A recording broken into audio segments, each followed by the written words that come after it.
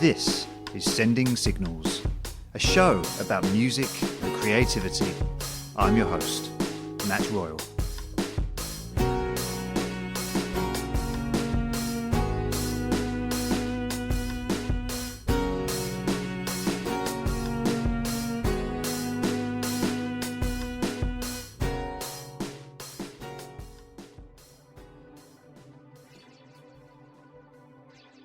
Welcome to the show. If you're a prog fan, this is a great week for you. Our guests this week are Steve Howe of Yes and Steve Hackett, formerly of Genesis. Apologies again for the slightly lo-fi sounding intro this month. I had a burst pipe in my flat. I was away on holiday and I've had to move out for a while. So, chaos. First up, my interview with Steve Howe. I really enjoyed this. I thought he was really nice. I've liked Yes since I was a kid. They have a messy history and I don't like everything they've done, and their ever-changing lineups can get frustrating. But albums like Close to the Edge, the Yes album, Fragile, and I would even say Going for the One, are benchmarks of the genre. I'm aware of how much Steve must have talked about some of these albums over the years, so I hoped I could find a way in that worked for both of us. Steve has a new album with his jazz-inflected side project, the Steve Howe Trio, called New Frontier. So of course we talk about that too. I hope you enjoy. Hello, good afternoon. Hi, is that Steve? Yes, it is. Hi, it's Matt Royal. Hi, Matt. How you doing? I'm not too bad. How are you, mate? Okay, I'm okay, thank you. Got my feet up, relaxing. Good. You at home? Well, home is Relative no, word. not exactly home, but good. The second home. I'm in a studio where I do a bit of work on, when I got things to do. So I'm out here. Great. Nice to speak to Excellent. you. What kind of year are you having? Terrific, yeah. I mean, Yes kicked off with a cruise, and then we kind of got busy in the summer with the Royal Affair tour, which was a mixture of four acts, ending with Yes. And I got a chance to do a quick Aisha spot for 20 minutes. So I mean, I had a really good time. So we're delighted. Yeah. So you have a new album with the Steve Howe Trio called New Frontier. Is the trio essentially you having fun? Is that a project you do to kind of kick back? Well, yeah. I mean, if we go back to 2008 when we released the Haunted Melody, Dylan and I often spoke about the organ trio as a kind of entity that was very compact and great communication. So we found Ross. Dylan found Ross, and we did that. But basically, at that point, we're playing kind of a jazzy. We've got some jazzy material in there from Jimmy Smith and Kenny Burrell. But basically, we added a little bit more to it. But as the growth of the band, we did the trio, and we did a few tours, and we did Canada, and we did several UK tours up till about 5 years ago. And then as we started this album, things got kind of heated up. Not only did I have to leave Asia to concentrate on Yes, because being in two bands of that ilk was very difficult to balance.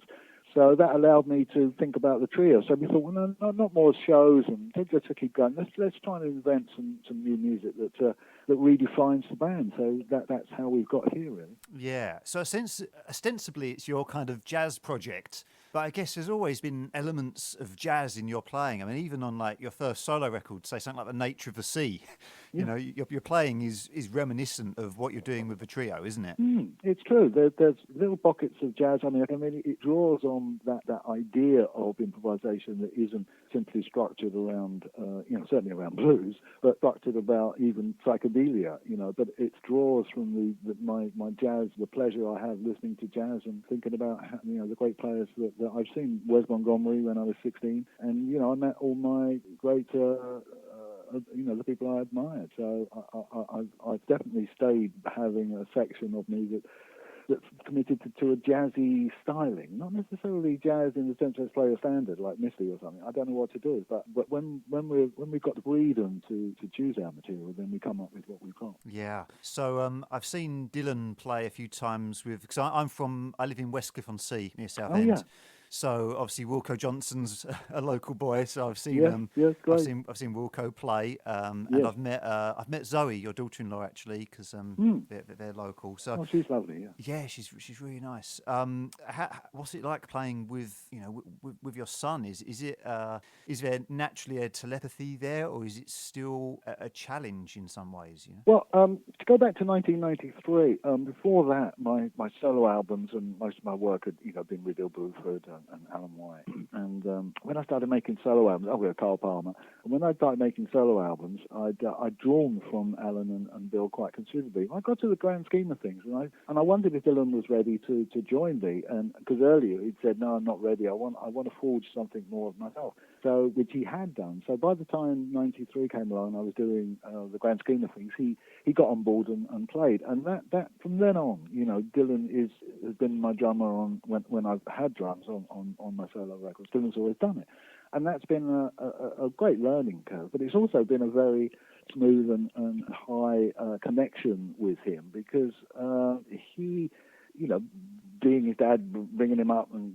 seeing what new music he was influenced from, and basically he did draw from some of my same areas. Particularly, when he's on his own course on jazz appreciation. But before that, he was an all-round. He wanted to be an all-round drummer, like I guess I'm an all-round guitarist. So basically, he could turn his hand, and when he turned his hand to my solos, I thought it was perfect, and particularly Spectrum and quantum guitar, where it's really just Dylan and I, pretty much, especially on quantum. There is nobody else. So he's been a wonderful collaborator, and he's been an inspiration. And there's rarely a time when he doesn't know what's the right thing to play is, but we occasionally have bits of input, and then we say, well, like, how about if you went to half-time and then went, So we try out ideas together, and that's always been an unspoken rule that there's room to talk, but most of it doesn't need talking. Yeah, and it must be a very different discipline for him compared to, say, the Blockheads or Wilco Johnson. It's impressive to sort of be able to dip into that. How does so for this record, for example, how does the writing process work? Are you bringing in fully formed guitar parts, or are you playing in a room together? There's two main ingredients. We'll come to the second one second. Basically, we got together and I had about 6 or 7 tunes, and I said, look, this is just kind of like rough ideas, but there's something in there. And some of them kind of worked, and they started the process of accumulating some material. Obviously, it took them to rethink them a great deal and say, well, like, oh, before you got here, we were doing that tune, listen to this. And then I'd say, that's great, keep it like that. And then there was the tunes I had from Bill over 10 years ago, and they lay gathering dust. And I pulled them out and I played them to Dylan and Ross, and they went, that's pretty nice, let's do the same on this. So we kind of rearranged, and I took some of the top lines and developed them, which Bill appreciated, and therefore, did a credit for me on them. So basically, we got 3 tunes that Bill initiated, and so I think that the way we went about it was fairly open, providing nobody said, let's play a jazz standard, because we'd been there and seen it and done it. And now we need to be original in the true sense of the word. I mean, I think even jazz musicians went through that process. They relied on the standards. I think Miles Davis did. But then when he got to a certain point, he went, well, we don't need those now. We can have our own tune. And I think we're quite enjoying that period for the trio. Yeah.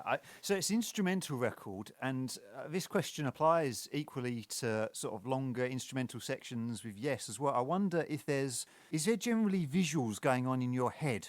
Is there a story to these songs in your head, even though it's instrumental? What part does your imagination, sort of the visuals in your head, play? Well, it's kind of hard to pinpoint exactly which part of my bodily being is involved in these tunes, but I guess what I'd say is that they have a life story in them.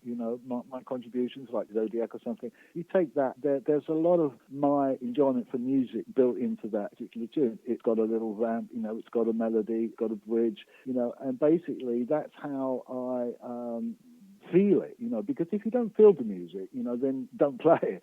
So I think I've always been able to attach emotions, love, the general palette of emotions that we can have. Somewhere in that music, it's describing or playing back to me some of those emotions, particularly era-wise, where the music was written at the time when it was written initially, not when it's recorded and arranged, but it carries that story. It carries a little bit of that initial, well, I wrote that song when I was like, this old or in that position, or last year when I was running about doing this. So there's kind of connection, particularly with my family and the people I love, but also with sort of worldly stuff, like where I am.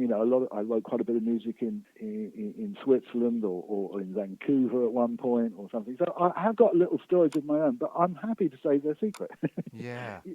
That's what comes through in the titles. You title an instrumental piece, with an open book. I mean, what are you going to call this?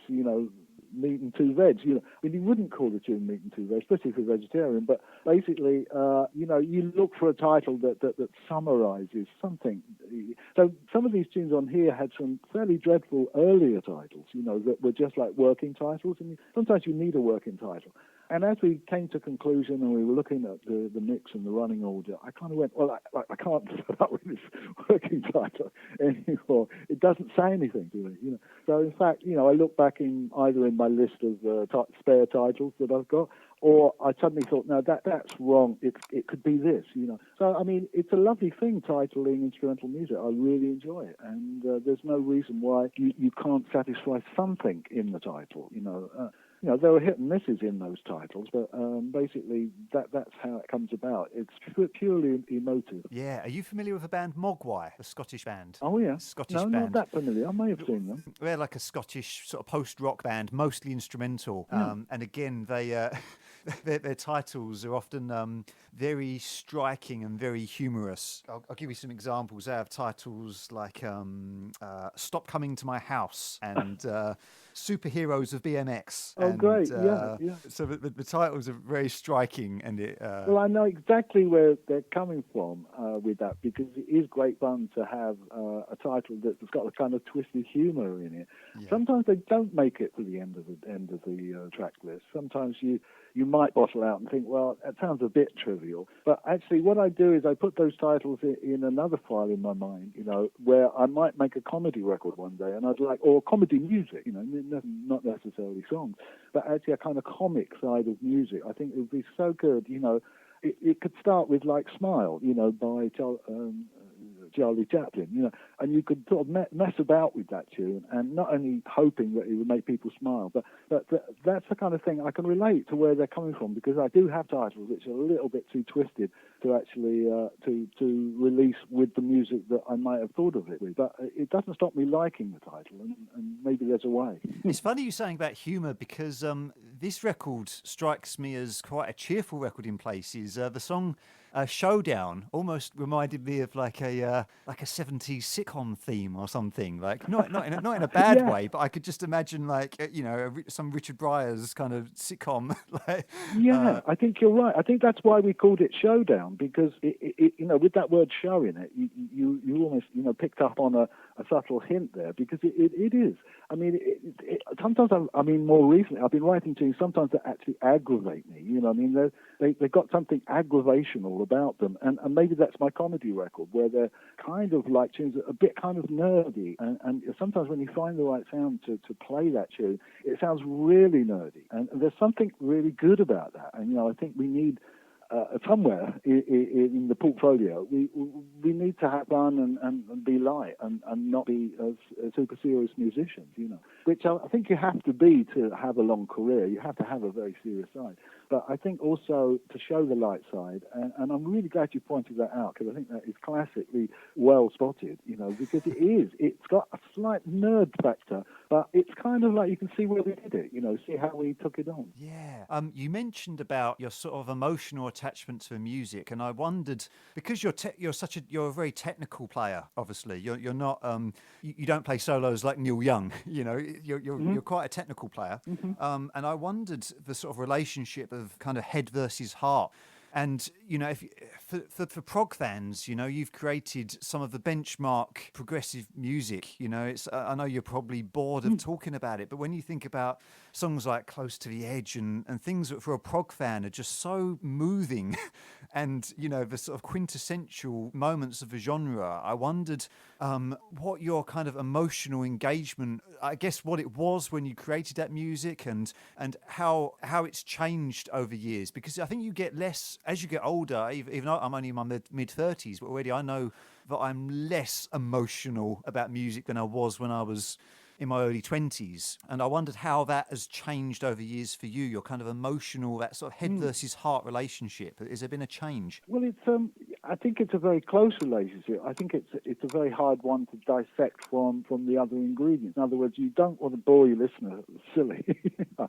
So if you see that as the far end of of the undesirable edges of reality, and the other side, you don't want it to rely on emotion so much that it's either not melodic or it doesn't properly describe what you're feeling. So yeah, I mean, touching a guitar. I mean, I'd start with Spanish guitar. If you touch a Spanish guitar, you're very close to having a stronger emotional connection. And I can think of some work on Keys to Ascension where John Anderson is singing and I'm playing Spanish guitar. And there was a reason why that was put there.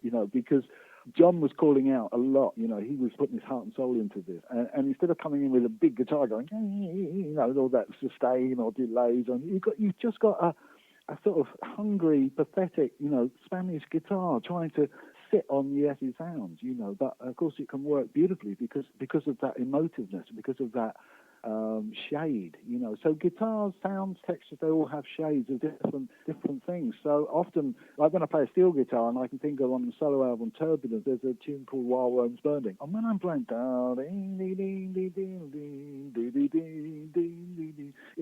getting a buzz, because I don't think I'm really able to play music without emotion. I hope you don't hear it. I hope it escapes you, because I think the things are inseparable, and that one can't emphasize or one can't turn it up. It's either there or it isn't.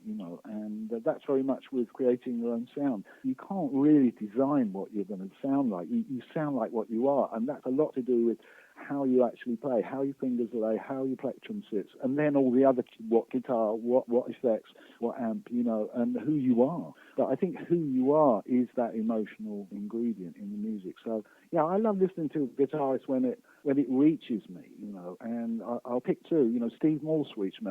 First time I heard him play, I just went, who's this guy? Where is he? I've got to speak to him. And the same thing happened with Martin Taylor. I said, who's this guy? I've got to reach him, because I like to reach out to people who reached me, and make sure they know I noticed them. And that's not my ego. That's my wanting to learn, wanting to collaborate, or wanting to spar, with other great guitarists. Yeah, and you talk about the sort of classical guitar and the Spanish guitar and the sort of emotiveness of it. It made me think of Turn of a Century being, the obvious example of just the right choice of guitar for the song. The way that was constructed, it was completely unbelievable, because when we started playing the song, we all suddenly went, can you stop playing the chords? I mean, those chords, they're not enough, and they fill in. So we took the chords out, and then I did some improvising for quite a while. Then John picked out some bits where I played something he could really sing, and so he started to compile those bits and said, well, we put those bits here, you see, and then but you do that like you did it here. So I learned improvisation and then put it out, but that out of anything Beth did, is full of that tension, and I think that's so amazing that the lyric is comprehensible in a more of a standard sort of way, where it's about this sculpture, and how he, so it's got tragedy in it, and I think these are the ingredients that make for fine music. But certainly the sense when I open on the guitar and play a backward spread, you're kind of like, okay. we're somewhere. Where is it? And we invented that. Where is it place? And it's called Turn the Century. But of course, it doesn't stop there. It grows into a big deal at the end. With all the pounding, and it never becomes like a rock song ever. But it becomes like an anthem towards the end, which really paid off all that hard work on constructing a very intricate start to the song. It's so powerful because I remember that album as a kid. So I knew the singles. My dad had Going for One and Wondrous Stories on 7-inch. And what's interesting is, so Going for One is edited, so you don't get the sort of end section. And then Parallels is a B-side. And then Wondrous Stories has Awaken Part 1 as a B-side. So when I eventually heard the album, Turn of the Century was the only complete song I hadn't heard at all. Oh, I see, yeah. But then hearing Going for the One in full, just so so moving to hear that end section. Right. So it's very interesting, sort of a prog world. We're trying to put singles when there's not actually many songs on the album. It's really sort of interesting way to then go into the album after having heard sort of most of it in kind of edited form or whatever. Well, let me say this, that when Atlantic edited Roundabout, we were like, what? You're going to take off the intro, the middle bit? I mean, but we were thankful because that in chart, it got us in the charts and it basically meant that they could play something on the radio that lasted, normal length of time as opposed to 10 minutes, which was Roundabout. But those singles, I mean, I keep coming across things I didn't know about, but like you say, they did, like, I remember Close to the Edge, they did a Total Match Retain single, which was about 4 minutes of Close to the Edge. And we thought that was fairly bizarre. And we kind of so it didn't annoy us, we kind of took no notice of it, because I've always believed that is not how you get a hit record. If you want a hit record, write a song like Two Tribes, get Trevor Horn to produce it. That's, if you want to go about it. But Yes could never do that. We were an album band, and the more we stuck to that concept and ignored, the short versions, the better we were, I think, as a genuine musical adventure. So basically, those singles really make me laugh, and But I was lucky. I think I got clap on the back of Roundabout, which was quite a good thing for royalties, at least. Yeah.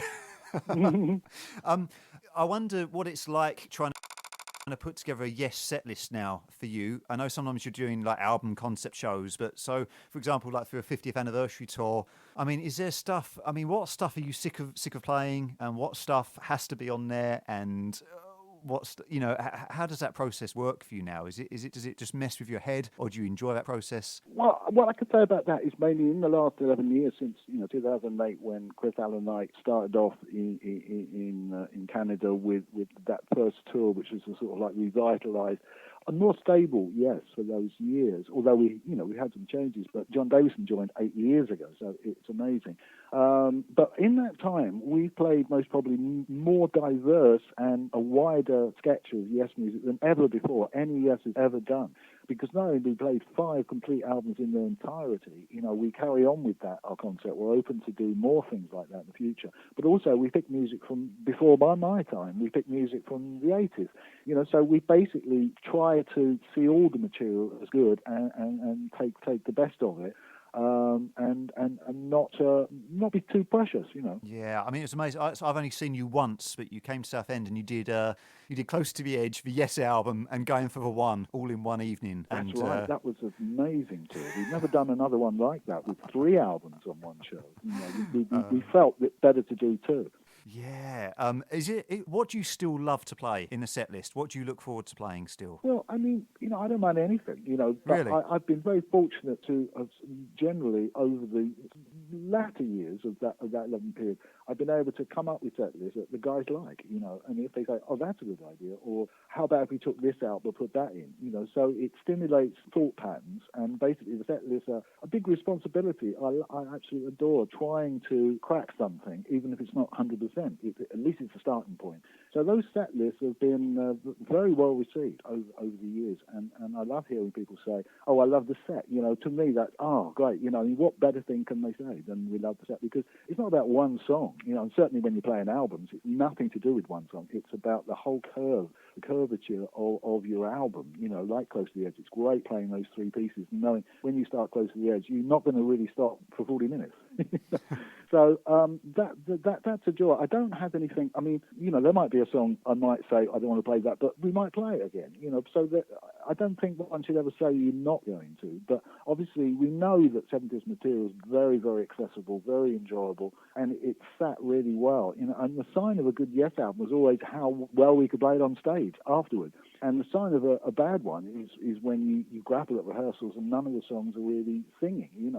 They're not working on stage so well. So that's a shame. And they're more the left songs, left alone songs that we don't play.